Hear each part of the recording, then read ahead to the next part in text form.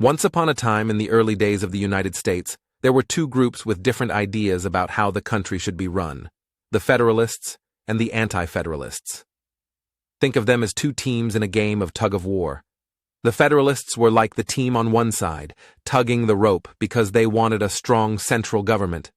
Their star player was James Madison, and their coach was Alexander Hamilton.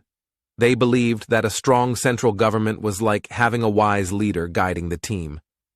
On the other side, you had the Anti-Federalists, who were pulling the rope in the opposite direction because they wanted more power for individual states. Their star player was Thomas Jefferson, and their coach was Patrick Henry. They believed that individual states should have more say, like players making decisions on their own. The two teams had a big tug-of-war match, and they were both determined to win.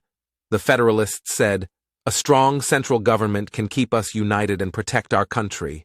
The Anti-Federalists argued back, "But too much power in one place can be like a bossy coach who doesn't listen to the players."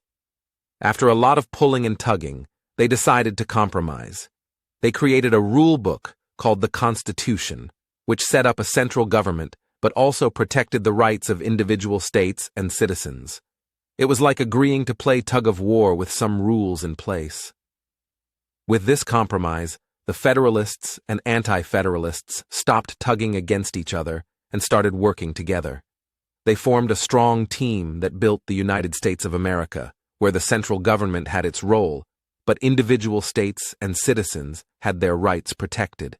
And that, dear friends, is how the Federalists and Anti-Federalists, like two teams in a tug-of-war, found common ground and played a crucial part in creating the great nation we know today.